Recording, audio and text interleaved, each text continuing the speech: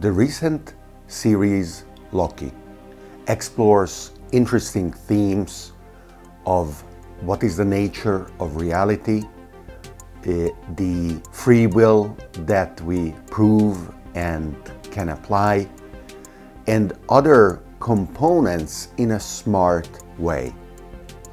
It asks what reality is and how we perceive it.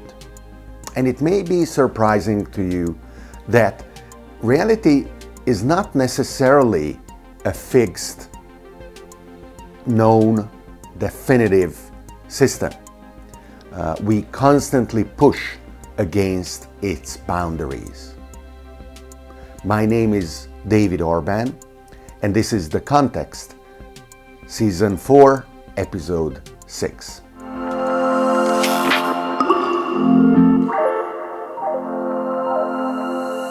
If you watched the series Loki, you will have been subjected to stimulating action scenes and wonderful representation of alternative worlds with very careful design and storytelling, but also to provocative ideas about how does reality form and what is our role in not only understanding it but potentially shaping it.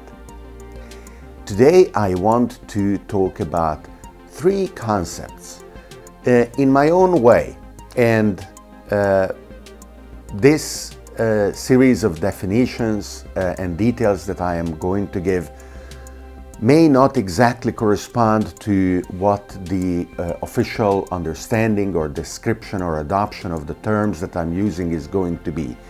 But I want to stick to my own ways because I believe they are actually useful and potentially more useful than the mainstream definitions. I want to talk about the Megaverse, the Multiverse, and the Metaverse, and how we are mapping out the meaning, the implication, the theoretical underpinnings, and potentially the practical consequences of these concepts. So let's start. The Megaverse is the set of possible physical universes as they group together with their boundaries touching and pushing, and with potentially complementary or slightly differing physical laws, creating fairly difficult to penetrate surfaces.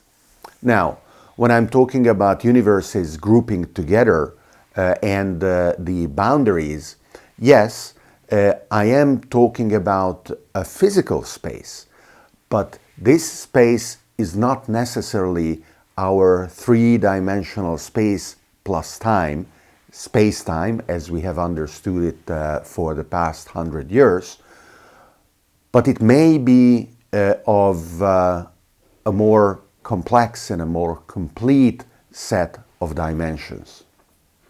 The explorations that we are conducting in the nature of our elementary particles and the forces that bind them and have them interact are indicating that indeed there can potentially be more physical dimensions than not what appear to our senses in our day-to-day experience. The Megaverse groups together universes that are self-contained in the sense that the speed of light is the ultimate limit of causal interaction in a given volume of space-time. And as universes expand or contract, the boundaries of causal interaction in turn change. The surfaces of different types of universes touching are the places where we can observe and prove the existence of multiple complementary physical universes composing the Megaverse.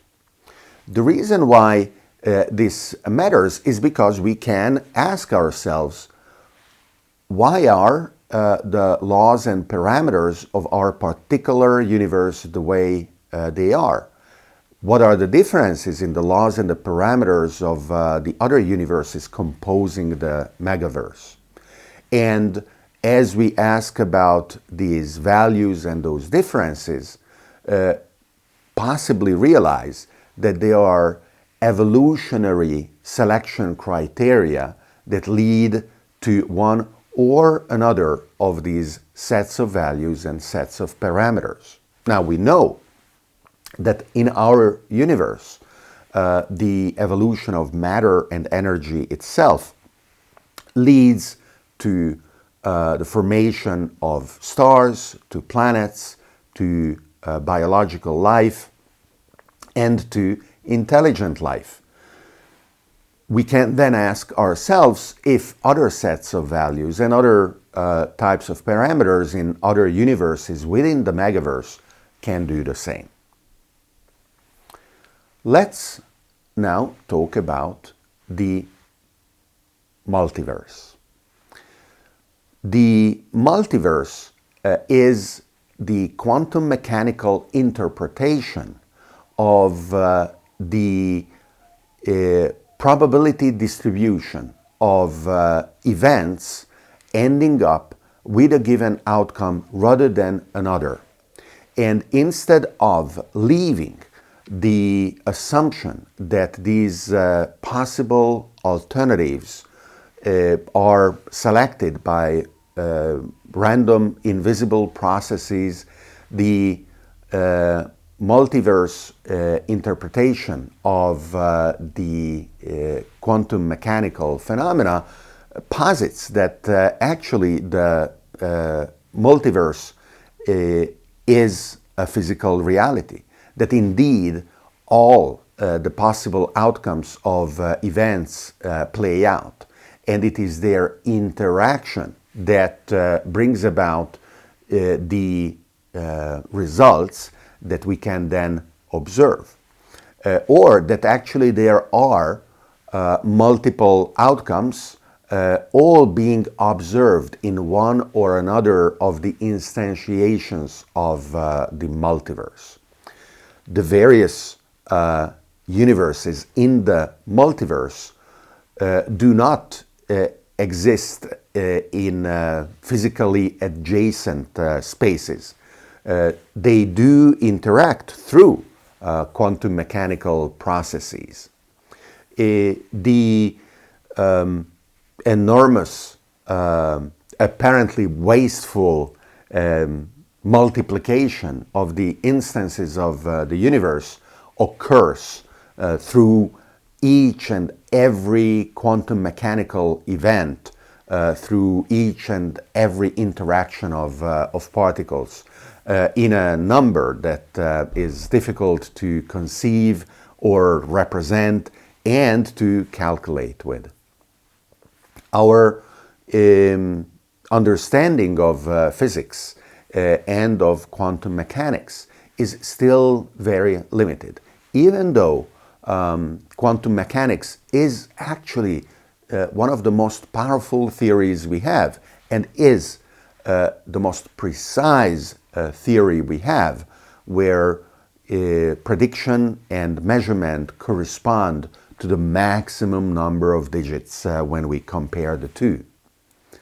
Now, the multiverse interpretation of quantum mechanics is a minority view, but there are very interesting implications if we take it seriously. There are people who view the possibility of building and using quantum computers as actually our reaching out into multiple universes, in the multiverse, and executing those calculations in parallel, and then bringing back the results as the superposition of entangled particles collapses when we read out what the end result of the calculation is. The multiverse is a fascinating view of alternative possibilities. Those who want to think about what they should be doing, what their decisions should imply, what are the consequences of decisions they have made in the past or will make in the future, can actually take a bird's eye view mentally and try to understand how these multiple choices lead to different outcomes, and then of course sort those different choices according to their value systems in order to maximize desirable outcomes.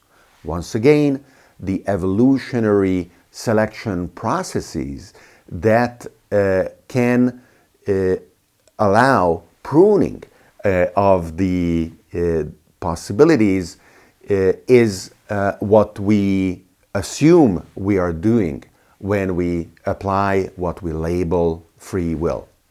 There are those who believe that free will indeed emerges from the underpinning quantum mechanical processes, and there are those who believe that while free will is a useful term that we adopt as individuals and as social groups, there is no scientific grounding that can lead from deterministic laws to actions that are non-deterministic, introducing in the middle, as they say, some magical component or metaphysical process instead.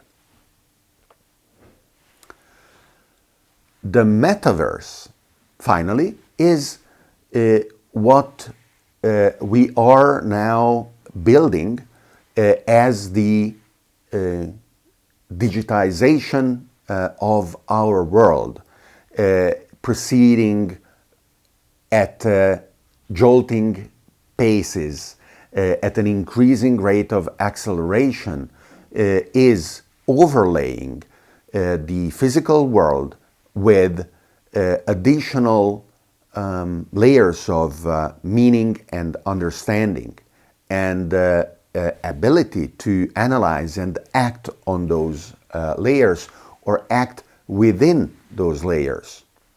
And as we connect the digital layer to the physical layer, the metaverse, of course, has a consequence in the physical world as well.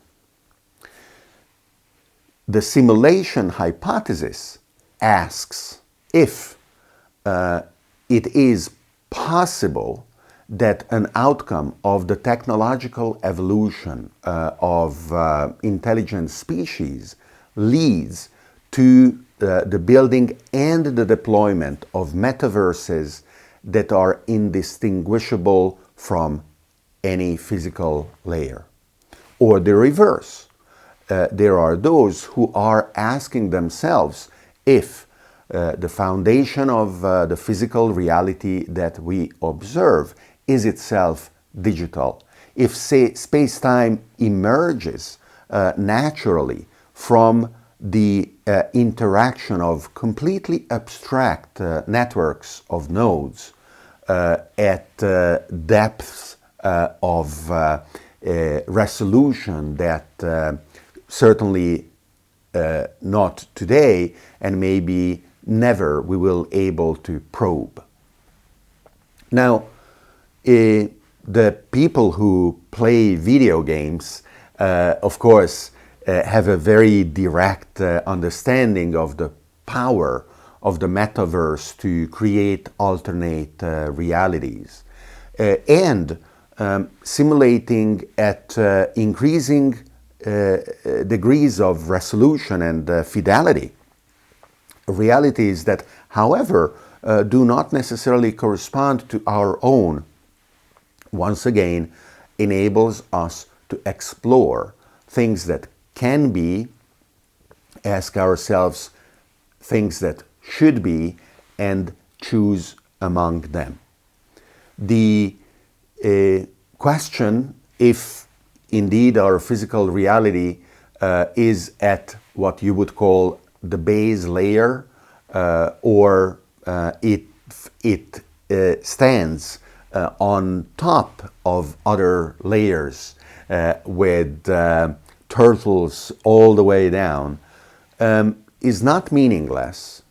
And I confess to the chauvinistic supposition and preference to be instantiated in the base layer. But I do understand that this comes from a limitation of my own sets of preferences, and I am striving to embrace a view that does not necessarily distinguish to assign a higher value to a more basic layer than a what you would call simulated layer instead. I want to become more detached and better able to abstract myself in order to once again understand what are the evolutionary processes that can lead from one metaverse layer to the building of the next one and the next one and so on. So, Megaverse, Multiverse, Metaverse. These are three different ways in which we are mapping and understanding the nature of reality. And you will have noticed that I introduced a completely orthogonal concept of evolutionary fitness in each of them. Indeed, I'm a universal Darwinist. I do believe that the concept of evolution and natural selection can apply and does apply not only in biology but in every process that has the ability to create copies of itself with variation within the constraints of a set of parameters that implement the selection processes, pruning eventual alternatives. So, what I also mentioned in each of these three ways of looking at reality is that the reasoning around them allows us to ask what are these evolutionary forces, but also to apply our own preferences and then execute and act on those preferences in order to have a reality emerge that is desirable to us.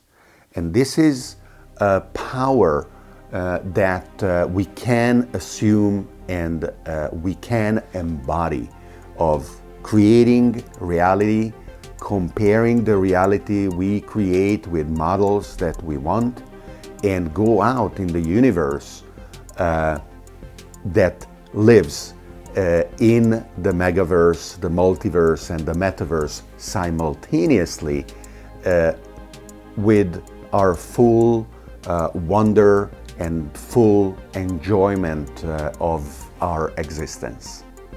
Thank you very much for watching or listening to this episode of The Context. I enjoy recording them, and if you feel that they are valuable, please become a sponsor, a supporter, a benefactor on Patreon at patreon.com/David Orban. Thank you.